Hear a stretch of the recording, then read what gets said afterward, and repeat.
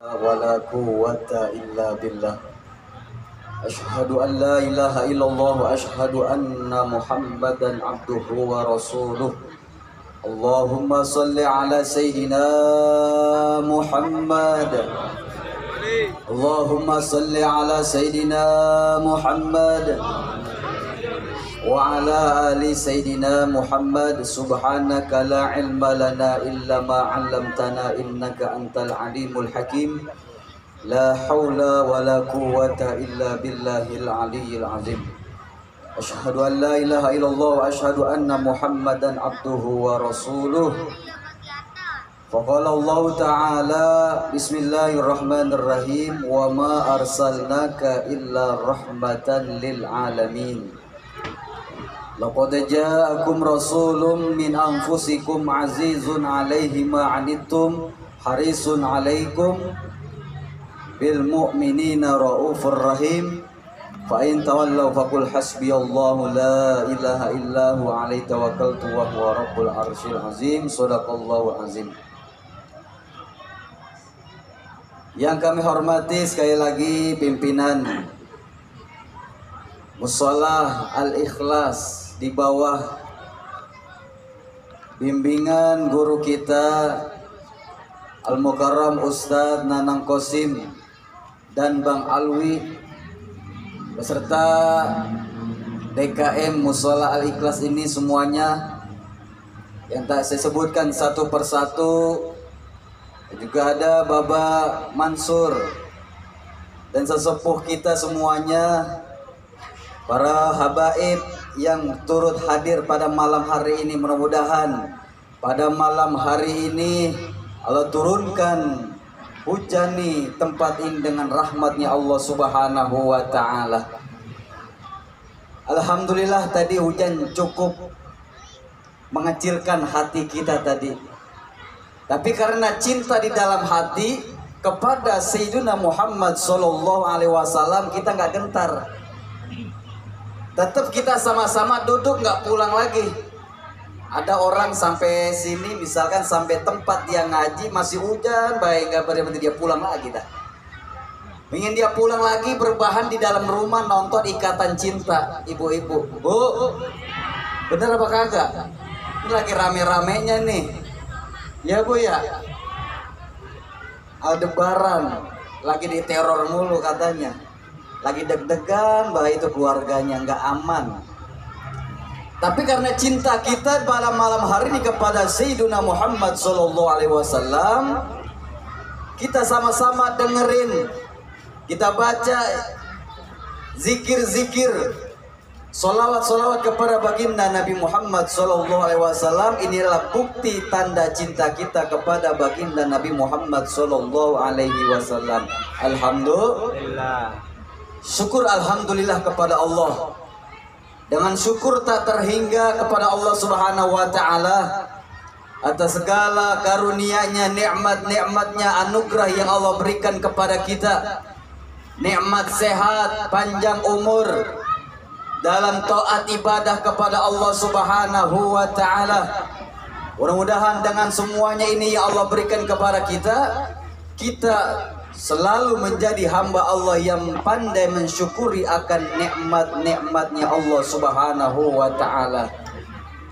Dan selalu kita tingkatkan kualitas iman dan takwa kita kepada Allah, agar senantiasa ini iman kita selalu kita jaga, senantiasa iman kita ini selalu kita bentengin dengan segala kebaikan-kebaikan dan perintah-perintah dari Allah Subhanahu wa taala. Amin ya rabbal alamin.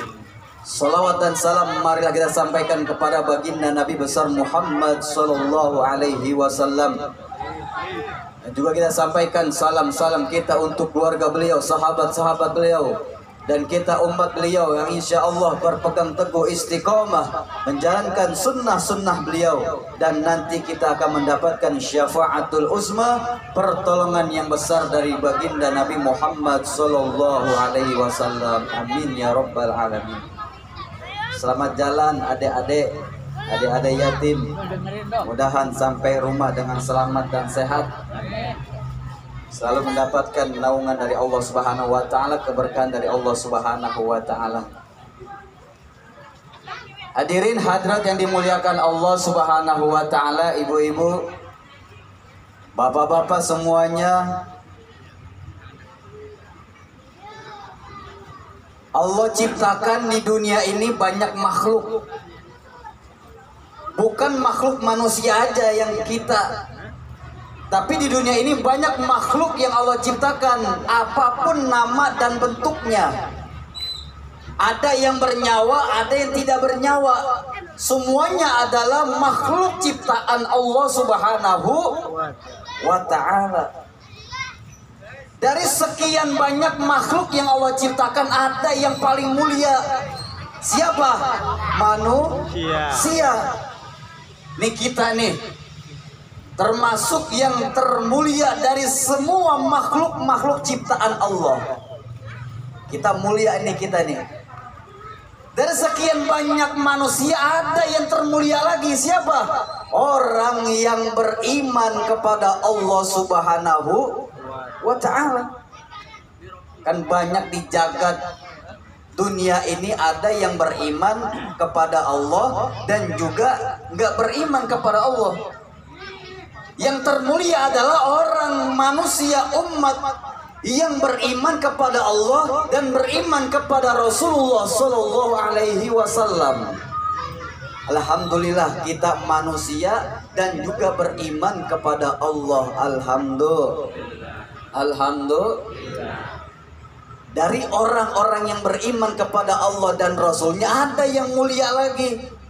Ada yang termulia yang dimuliakan Allah Subhanahu wa ta'ala. Siapa? Orang-orang yang berilmu. Para ulama itu mulia di sisinya Allah Subhanahu wa ta'ala. Siapa ulama? Innama yakhshallaha min ibadihil ulama. Orang yang paling takut, yang takutnya gede, yang takutnya besar, yang paling besar, yang takut kepada Allah cuma ulama. Jadi ulama adalah yang takut kepada Allah Subhanahu. Meskipun dia tukang cendol, meskipun dia kerjanya gojek, meskipun dia jaga parkir, meskipun dia jualan buah, kalau dia takut sama Allah, dia disebut ulama. Karena takut sama siapa? Sama Allah. Orang kalau takut sama Allah, dia berani nggak tuh ngurangin timbangan, Bu? Kagak berani, takut Allah ngawasin dia. Kagak berani dia ngurangin timbangan. Dia nggak berani tuh ninggiin harga yang selangit, nggak berani. Nggak berani dia. Orang yang takut sama Allah selalu diawasi oleh Allah Subhanahu wa ta'ala.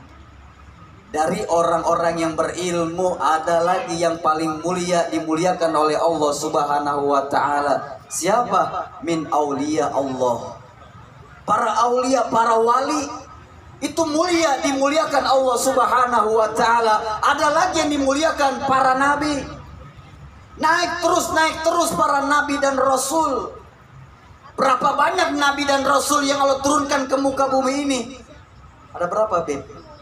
1124.000. Kurang lebih seperti itu. Allah turunkan tuh ke muka bumi ini para nabi yang paling mulia, diangkat lagi sama rasul, derajatnya menjadi rasul. Yang kita kenal ada berapa tuh nabi dan rasul? 25. Dari Nabi Adam sampai Nabi Muhammad Sallallahu Alaihi Wasallam. Dari 25 nabi dan rasul, disaring lagi yang paling mulia ada berapa? 5. Yang kita sebut, yang kita pelajarin di ilmu di sekolah-sekolah yang namanya ulul azmi, ada 5. Siapa aja? Nabi Musa, Isa, Ibrahim, Nuh, dan Nabi kita Muhammad Sallallahu Alaihi Wasallam.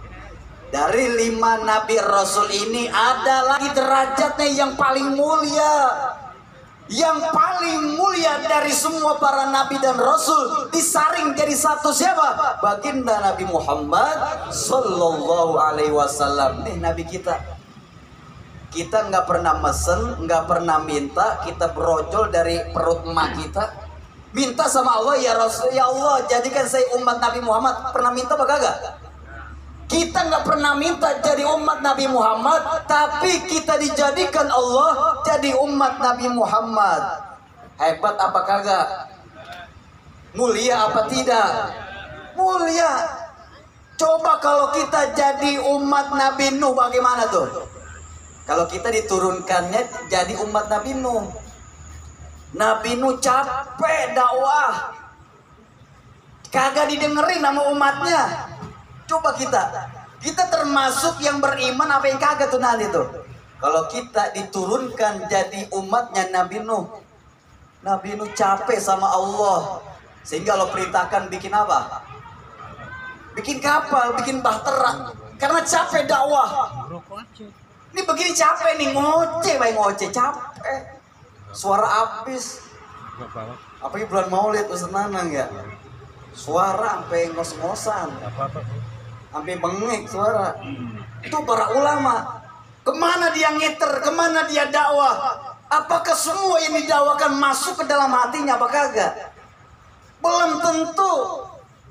Guru kita ngajarin baca sholawat di rumah, dibaca apa kagak tuh sholawatnya? Kan ada yang masuk, ada yang kagak. Cuma masuk kuping, keluar lagi, terobos kuping lagi. Nggak masuk ke dalam hati ilmunya. Tapi kalau dia ilmu masuk ke dalam hati, dia sampai rumah ilmu dimanfaatkan, ilmunya diamalin. Jadi yang paling mulia ini di jagat raya ini, alam semesta, adalah baginda Nabi Muhammad sallallahu alaihi wasallam. Wa ma arsalnaka illa rahmatan lil alamin. Allah utus Nabi Muhammad itu sebagai rahmat, sebagai kasih sayang untuk siapa? Semua alam semesta dapat rahmat. Bukan manusia doang yang dapat rahmat, semua makhluk. Makhluk yang ada di air itu, ikan dapat rahmat. Batu-batuan, pohon, rumput, semuanya dapat rahmat. Kenapa? Kemuliaan baginda Nabi Muhammad sallallahu alaihi wasallam. Mulia kita nih. Kita mesen kagak, minta kagak, jadi umat baginda Nabi Muhammad sallallahu alaihi wasallam. Nabi Adam, Nabi Musa minta sama Allah dijadiin jadi umat Nabi Muhammad karena beliau tahu umat Nabi Muhammad itu mulia. Sehingga Nabi Musa minta, ya Allah jadikan saya jadi umat Nabi Muhammad.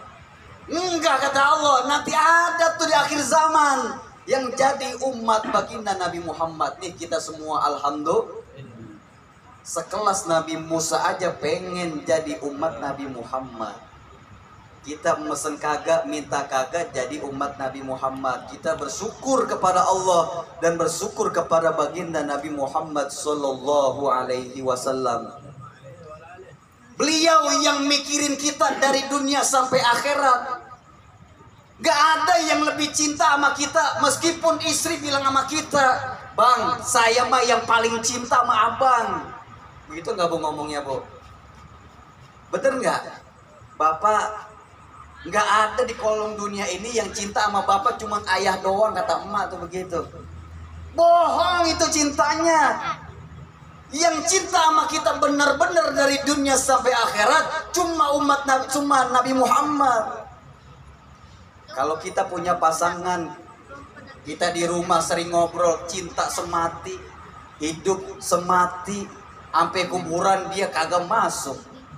Kita mati suami, dia masuk apa kagak ibu? Ikut masuk gak Bu? Wah ogah. Ogah gak ada. Cintanya tuh gak masuk sampai kubur, gak, cuma di dunia. Tapi kalau Nabi Muhammad cinta kepada kita dari dunia sampai akhirat. Yang dipikirin cuma kita. Nabi Muhammad ketika wafat gak mikirin anak istri, gak ada. Gak mikirin hartanya, kagak. Apa mikirin jabatannya? Kagak. Yang dipikirin kita umatnya, ummati, ummati, ummati, umatku bagaimana nih?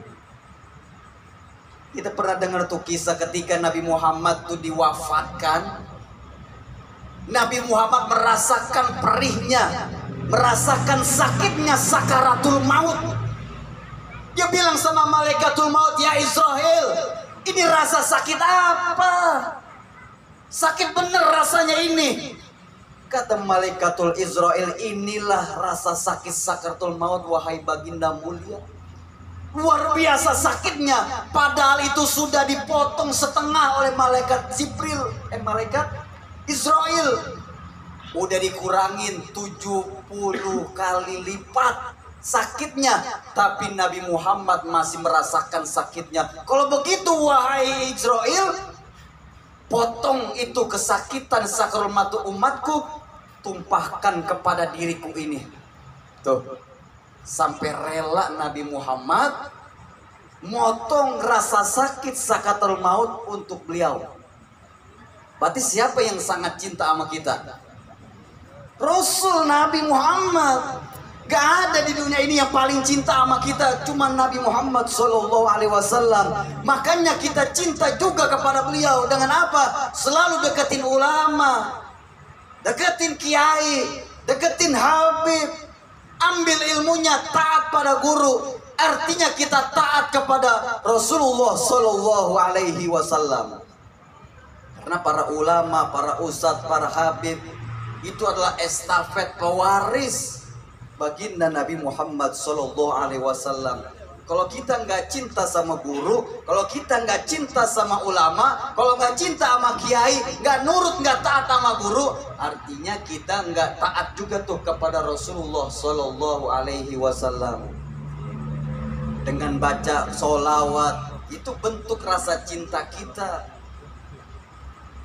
Terus kita dawamkan sholawat, nanti tuh yang akan berikan pertolongan kepada kita.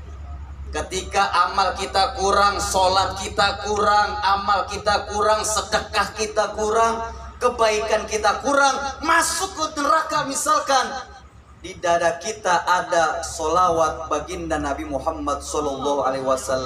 Ini yang akan memberikan syafaat pertolongan untuk kita agar bisa masuk ke dalam surganya Allah Subhanahu wa Ta'ala. Mudah-mudahan kita semuanya nih calon-calon penghuni surga. Amin ya robbal. Ada tuh sahabat Nabi Muhammad SAW, masih muda orangnya, namanya Tolhah. Masih muda orangnya, umurnya masih 17, 17-an, 15-an sampai 17, masih muda. Namanya Tolhah. Kemana-mana Rasul pergi dia ngikut. Yang selalu bantuin Rasul dia tuh Tolhah. Bikinin air, bikinin kopi, bawain makanan, bawain barang, tuh Tolhah tuh kerjaannya tuh. Bantuin Nabi dakwah, Nabi ngajar, Tolhah selalu ngikutin, ngebantuin baginda Nabi Muhammad SAW. Rasul ngeliat nih Tolhah orangnya rajin, nggak rada pengen dibalas, nggak ada dia. Sehingga Rasul menawarkan satu permintaan, wahai Tolhah, engkau meminta apa kepadaku? Akan kuberikan semuanya yang engkau berikan. Karena Tolhah adalah seorang pemuda yang beriman. Dia soleh, dia bertakwa. Apa yang diminta kepada Rasul? Ya Rasul, cuma satu yang saya minta, masuk ke dalam surga bersama engkau. Dia nggak minta emas, dia nggak minta jabatan, nggak minta duit, enggak. Cuma minta masuk surga sama Rasul bareng-bareng. Kan kita kalau doanya tuh cita-cita kita cuma masuk surga doang. Belum tentu masuk surga ketemu sama Rasul apa kagak, nggak tentu kita. Tapi kita minta sama Allah masuk surga bersama Rasulullah Sallallahu Alaihi Wasallam. Tuh, kecintaannya tuh kepada Nabi Muhammad. Ataupun tuh kita ini jadi murid cinta kepada guru-guru kita. Kita bantu ikhlas, kita belajar ikhlas. sama guru-guru kita. Kalau hati kita ikhlas, insya Allah ilmunya manfaat untuk kita, baik untuk diri kita, untuk keluarga kita, untuk anak-anak kita, dan orang-orang lain. Itu manfaat. Banyak yang ngerasain manfaatnya tuh kalau kita benar-benar nuntut ilmunya dengan ikhlas. Tolhah tuh yang selalu ngikutin kemana-mana Rasul pergi, yang selalu ngebantuin Rasul ketika berdakwah ataupun sedang mengajar. Tolha ini jatuh sakit. Kemana Tolha? Biasanya ada di sini. Dicari sama Rasul nggak ketemu. Kemana Tolha? Kangen Rasul. Ternyata si Tolha ada di rumah lagi sakit. Lagi sakit, Bu. Malam-malam langsung Rasul datang ke rumahnya tuh. Malam-malam Rasul relain keluar dari rumah. Untuk apa? Nemuin muridnya, nemuin sahabatnya. Malam-malam rela keluar untuk melihat seorang pemuda yang taat kepada Allah dan taat kepada Rasulullah Sallallahu Alaihi Wasallam. Beda sama kita, kalau udah malam rada males kita untuk keluar.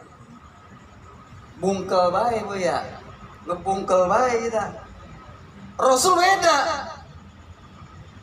manusia mulia yang dimuliakan Allah masih pengen keluar tengah malam cuma jengukin muridnya. Dia lihat beneran Tolha lagi sakit. Ketika Rasul lagi ngeliat, Rasul lihat nih bahwasanya Tolha ini umurnya nggak panjang lagi. Rasul udah ngeliat nih, firasatnya udah bener. Nih Tolha, dia bilang sama babanya, Tolha kayaknya nggak lama lagi nih umurnya. Dia bakal balik sama Allah dikit lagi. Dia bilang tuh Rasul sama babanya. Beneran aja, nggak lama sakitnya tambah parah, dan wafatlah ini Tolha. Ya. Apa kata Tolha sebelum wafat? Wasiat sama babanya, kalau saya nanti mati, kalau nanti saya wafat, jangan kasih tahu Rasul. Emang kenapa? Rasul aja keluar malam-malam rela untuk melihatmu, untuk menjengukmu. Apalagi nanti engkau wafat, Rasul akan datang. Jangan kasih tahu Rasul kalau saya udah wafat nanti. Alasannya apa emang? Saya nggak rela. Kalau nanti ada yang memberitahukan saya wafat, Rasul datang, saya khawatir ketika Rasul keluar dari rumah menuju rumah saya, di tengah perjalanan ada orang kafir yang akan menyakiti Nabi Muhammad SAW. Tuh kecintaannya tuh Tolha. Dia khawatir, takut Rasul keluar dari rumah ketemu orang kafir, takut disakitin, takut dibunuh. Tuh seorang pemuda tapi imannya berkualitas, takwanya berkualitas kepada Allah dan baginda Nabi Muhammad Sallallahu Alaihi Wasallam. Nih bentuk rasa cinta kita timbulkan di dalam hati kita, yang akan memberikan syafaat penolong nanti kita di akhirat. Rasul yang paling cinta sama kita nanti. Timbulkan rasa cinta kita kepada baginda Nabi Muhammad SAW dengan banyak baca sholawat. Sehari sholawat berapa kali, Bu? 1000 dapat. Insya Allah. Insya Allah tuh yang kita dawamin sholawat. Dari sholawat yang panjang sampai yang pendek, Sallallahu ala Muhammad. Macam-macam kan bacaan sholawat itu.